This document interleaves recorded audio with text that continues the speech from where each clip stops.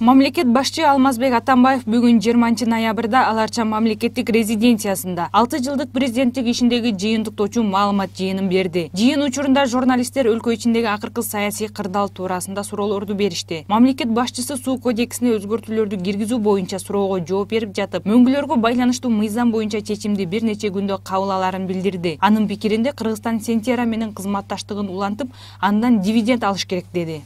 Мөңгүлөрдүн баардыгы ушу климаттын айынан, аба ырайынын айынан ээрип атат бүт дүйнөдө. Экинчисинен мынтип айтар элем да, Лысый Давыдов. Мен албетте бүт кагаздарды карайм. Эксперттердин, илимпоздордун эмелери бар. Мен даже керек болсо эски бир даныларды көтөрдүм, маалыматтарды.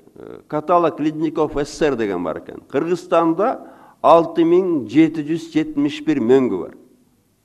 6771 мөңгү. Бул мыйзам ушу 6771 мөңгүнүн экөөсүнүн эле тиешеси бар. Эки мөңгү тең 23 жыл мурун башталган, жайланып. Ошол кезде эмнеге эч ким кың дебейт. Ошол кезде эле мисалы бакылдап атканбыз, накты оппозиция. Бирок албетте мен бардыгын карап чыгам, анан кийин кол коем. Но мен силерге айтайын мындай. Өткөн аптада парламент суу кодексине өзгөртүү киргизүү тууралуу мыйзам долбоорун жактырып макулдугун берген. Өкмөттүн бул сунушу коомчулукта ача пикир жаратууда. Жарандык активисттер эгер мыйзам иштей баштаса Кыргызстандагы мөңгүлөрдү талкалоого жол ачылат деген пикирди карманууда. Чыныгы элдин кызыкчылыгын коргогон адамдар жол чогулбаган. Алар президенттик аппаратка көз каранды экен. Жана Кумтор чет элдик компания биздин ички ресурстарыбызды кандай гана болбосун өз кызыкчылыгына акчанын күчү менен, амал акчанын күчү менен мындай тейлеп жаткан белгиси. Бул абдан өкүнүчтүү нерсе. Атамбаев өзү айтып кетти, мен ойлоном дечи. Менин оюмча дагы убакыт бар. Жарандык коом биргеликте ошол мөңгүнү талкалоого, мыйзамга мындай жол бербегенге туруштук берилген. Өз сөзүндө президент Алмазбек Атамбаев Өмүрбек Бабанов коңшу мамлекетке барып чөгөлөбөсү, шайлоону утмак деп эсептерин жана президенттик шайлоодо үгүт иштери учурунда 10 адырда сүйлөгөн сөзүн сот чечет деп кошумчалады. Ак калпагын кийип алып, Манас жөнүндө сүйлөйт. 10 адырга барганда мен уктум эмне сүйлөгөнүн. Эгерде сен кыргызча билбесең, орусча котортуп дагып көрөм да.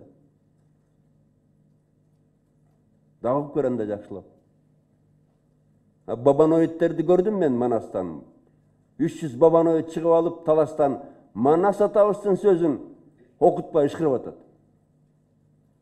Сот чечсин. Мен ачык айтайын. Мен Бабановду чындыгында аябай эле атам. Келечеги чоң жигит болчу.